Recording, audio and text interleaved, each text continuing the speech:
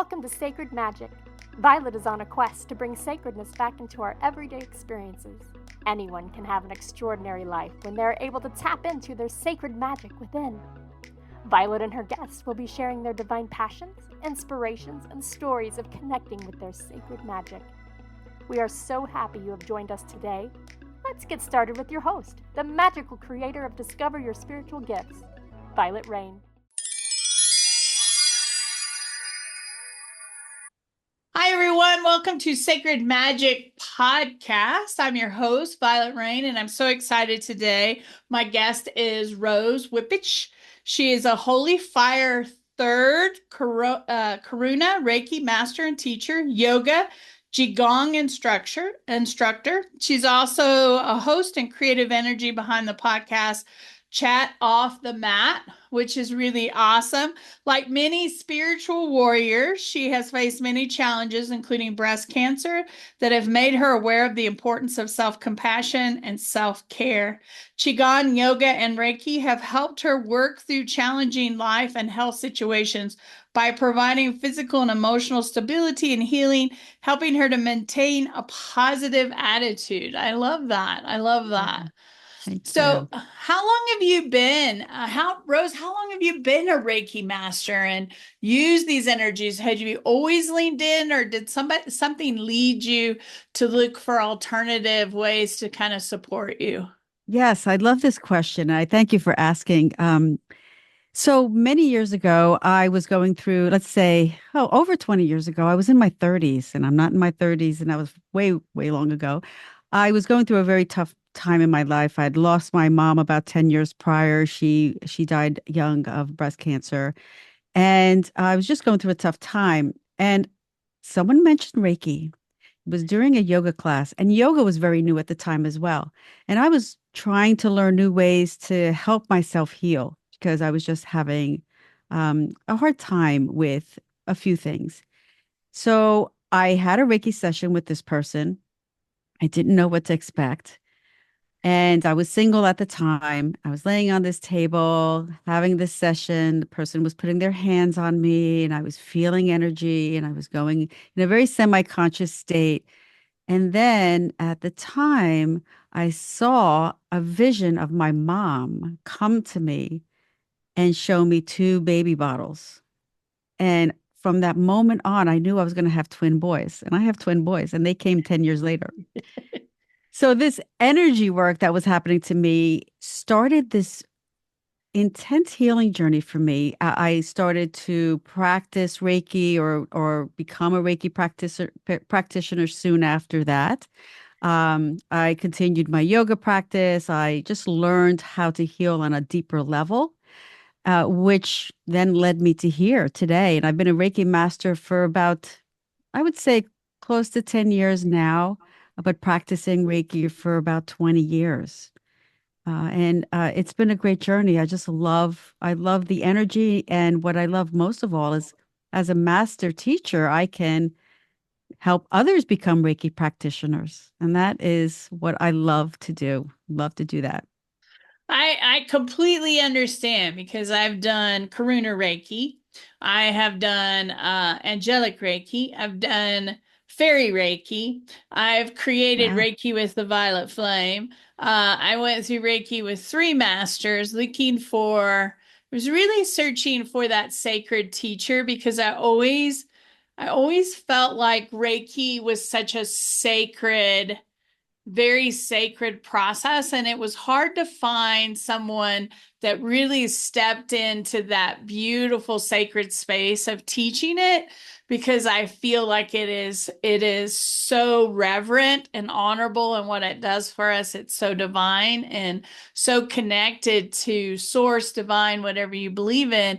And so I really have always loved Reiki, and my passion is for people to integrate it in their lives. So many times, and I'm sure you see this as a teacher, we have students come through and they take the class and then they take the book of materials and set it on the shelf, and they really don't integrate it or use it. I mean, I have so many students that come in that said, oh, I took a Reiki class like 10 years ago. I never really used it. I've been drawn back to do this again, right? And so, my goal's always been to get these people to get my students to really embrace it as part of their journey in their life, because it has so many benefits that they can utilize every day, not just in class, not just here and now, but every day, how we can integrate Reiki into our lives. Oh, I agree. Absolutely. I'm constantly reminding my students and anybody out there to use your Reiki in a daily practice. And one of the things that really inspired me to do Reiki was not to have a business, not to teach others, but for my family. And that was my biggest reason or my biggest why. And I think Reiki comes into your life when you most need it, as it did when I discovered it for myself 25, 30 years ago. And then again, when my children were younger. So it's really helped guide my journey. And that's because I really take it as a sacred way to heal for myself and for I my love family. that. I love Yeah. that. And anyone listening, now just listening, I've also had people come up to me and go, I don't want to be a practitioner. I don't want to be a healer. So that's really not for me. And really, Reiki's a personal journey. It's a personal connection to the divine. It is something that you can utilize. And I love how you said, I really wanted it for me and my family, because it really does bring that in, of that personal connection on how we can use it. Even if you never want to teach it, even if you never want to see clients, even if you never want to utilize it, it is such a beautiful experience and tool to have every day in your life. You can Reiki your food and what you drink, and you can Reiki the space. I mean, I used to be in the corporate world, and I would literally go in and put Reiki symbols on the conference room when we had a meeting going on that I knew was going to be intense. And it really shifted and made a difference, even for people, what I call in the muggle world, that are out Yeah. there doing this work. You can use Reiki in so many different ways. If you just lean into it, and it can be a real support for you in lots of different ways. I Yeah. mean, I was an HR person, and all my employees just loved to come to my office. What they didn't know is I had Reiki symbols everywhere, and I'd Reiki the space. And so they would come in and they'd be like, wow, I feel so good in here. Isn't that great? Oh my gosh. I wish so. I was in HR too. Was you? Yes, Oh, I wish I had Reiki back then. I was in HR when I first was introduced to Reiki, but I wasn't in corporate anymore at the time, because I once I had my twins, I stepped away from that. But yes, have it, I tell people, think out of the box.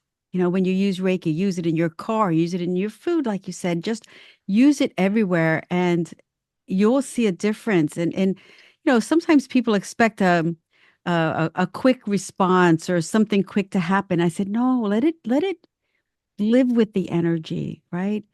Notice the energy. I just did a session yesterday on someone who never had a session before and had been curious. And she said she doesn't sleep normally. She had the best sleep last night that she had, and she feels lighter today, and her energy is flowing. So just her being aware of that, I'm getting tingles just talking about it, was so rewarding for me. I can imagine how wonderful she feels, right. and Absolutely. People laugh at me. We all make bad choices. I make bad choices sometimes. And you sit down to a meal and you're like, oh, this is not really good for my body. I really believe that if we Reiki our food before we eat it, and ask source, universe, whatever your belief system is, allow my body to maintain all the good stuff, whatever's good in this meal, and release everything else, right? And I had a student tell me the other day that when she does that, she doesn't get heartburn when she eats something that she wow. shouldn't, right? But when she forgets to do that, some foods, we crave it, but it's not really great for our body. And later we wished we hadn't. I mean, all of us have that favorite food that every once in a while you're like, I just want a slice of pizza. I just want a real greasy cheeseburger. And it's not great for our body. But when we do that and we use Reiki, we can use Reiki in that way. It can Yeah. really help us in a lot of ways. I love doing that. But it is good for the soul once in a while to have a good cheeseburger, right? I think so too. It's one of my favorites. Can Yes, I I'm just really. share with you a recent uh, something that happened with me recently or a year ago, and I wrote an article about this in the Reiki magazine. I had been trying for a long time just to stop drinking alcohol. And because it just doesn't work with me, I'm a healer. So I just didn't want it a part of my life. And I wanted to break the relationship with alcohol. And I was doing a lot of Reiki on myself every day, calling in my guides, calling in my angels, working with Qigong energy as well to help release things that were toxic in my life. And eventually, one day, I stopped drinking. And I owe a lot of that to that strong intention I had and using the Reiki energy and also working with other energetic practices. So I just love to share that story because when you really want something and it may not happen overnight, but you have that intention of changing and rewiring your brain and doing all that good stuff, it can happen with the right tools. So I just wanted to share that. No, I love that story. I think it's very much it can happen because we are in this human vessel and it can be really hard to break behaviors.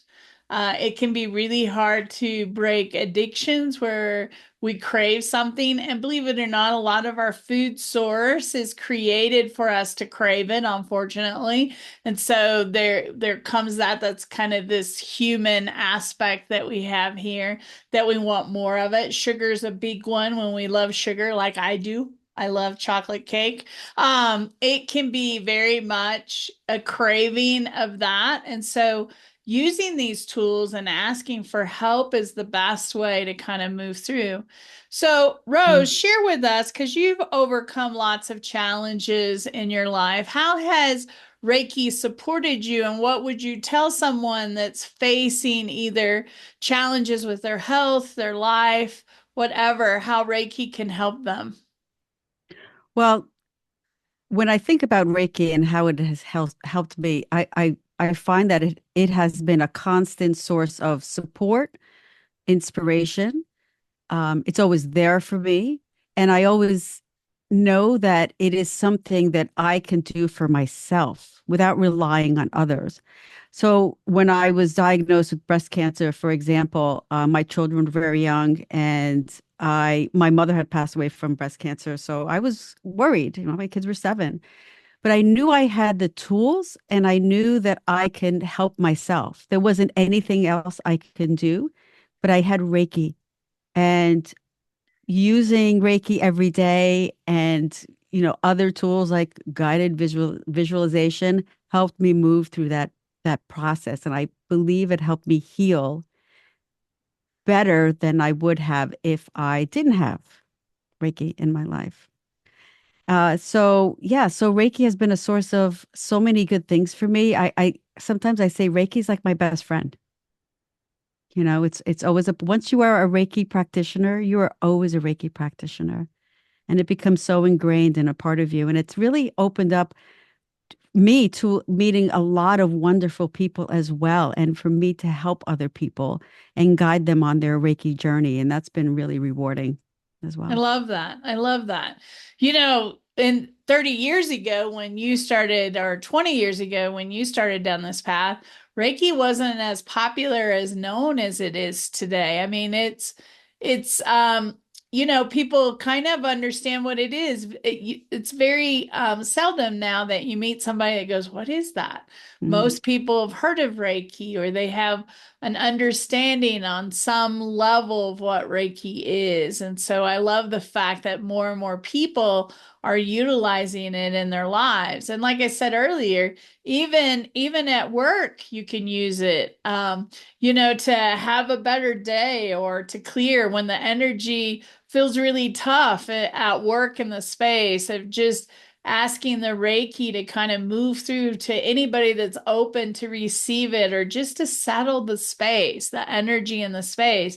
Reiki can be really powerful to be able to reduce that stress or anxiety or worry or whatever's going on in the workplace.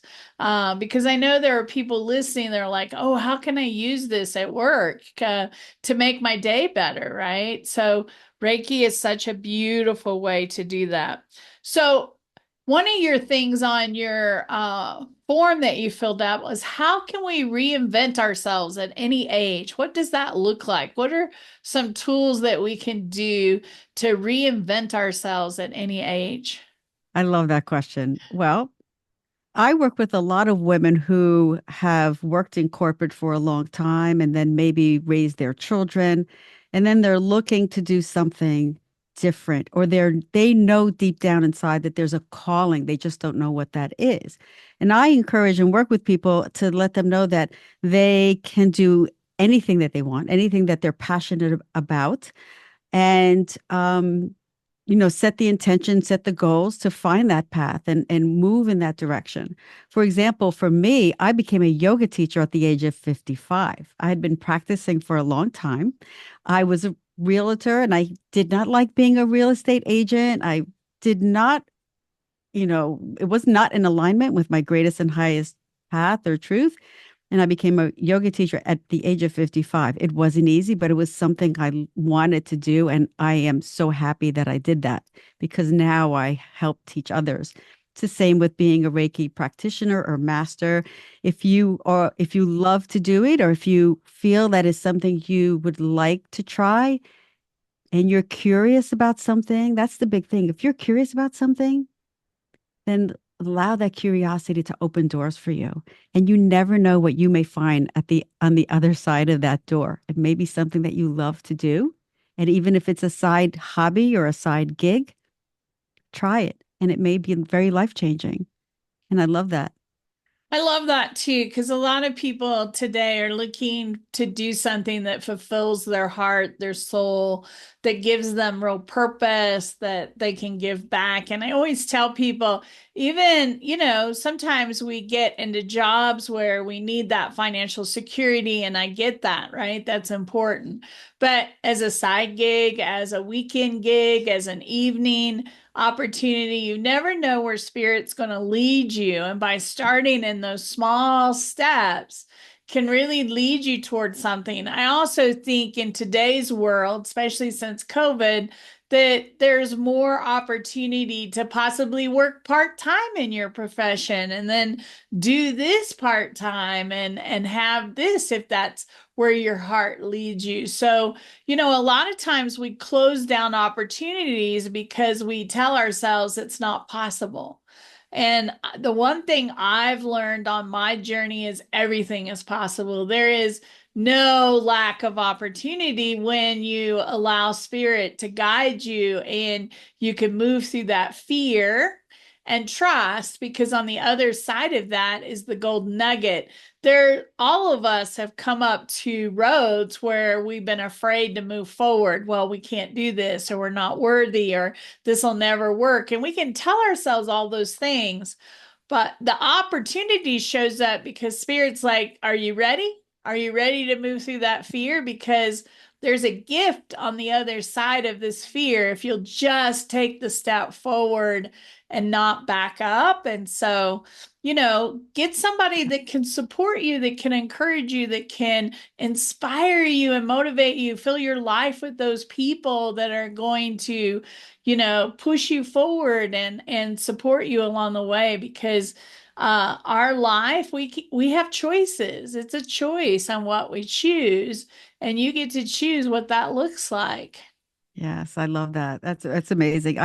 I meet more and more people who have been reinventing themselves, becoming coaches, working with. I'm a part of this community of women, and they help other women and support other women, and they have businesses and they're entrepreneurs.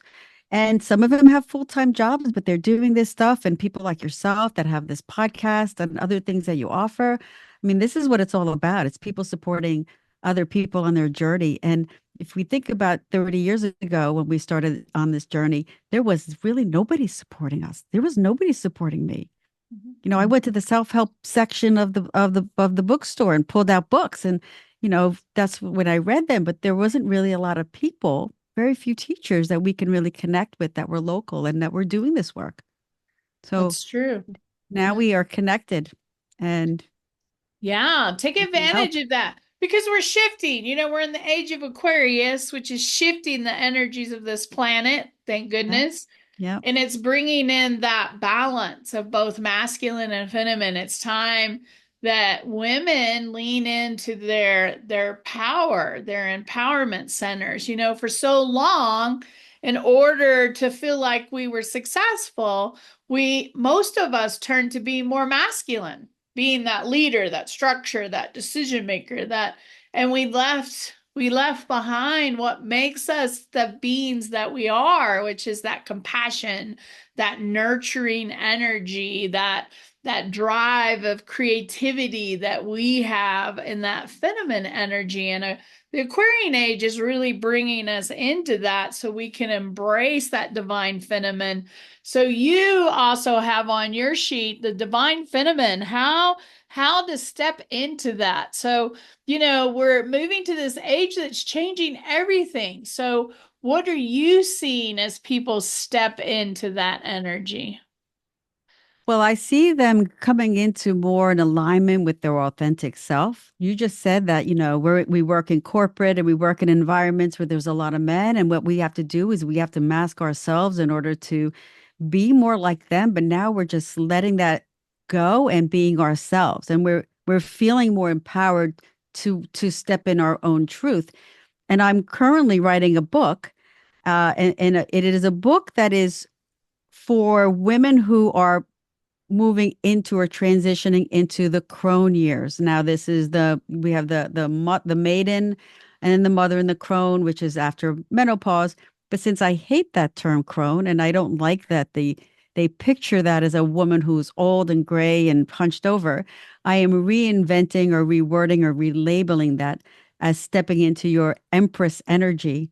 And then it's like a new lease on life. You're wise, you're empowered, you are sitting on your throne because you have this sovereignty and you've earned the right on your throne, but you are compassionate and graceful and you're here to guide other women. And so I am right now putting together this book that I hope will inspire women in that phase of their life to say, hey, I've got a whole other lifetime in front of me and I want to do something great with it. I love So, that. I'm with you. I don't like the crone word. I've been called that for probably 10 years now. And I just, poo it poo to doesn't that. resonate with me, right? At No, all. no. Let's step in because, the truth is we're living longer. And they have scientifically proven that we're going to live longer than the generations behind us, that we are going to age into that. They're also looking at retirement. People are retiring and then living 20, 30 years after retirement. And so there is so much time that we have that we can do so much with and really step into our authentic selves and our truth to really be into that space. I know Yeah.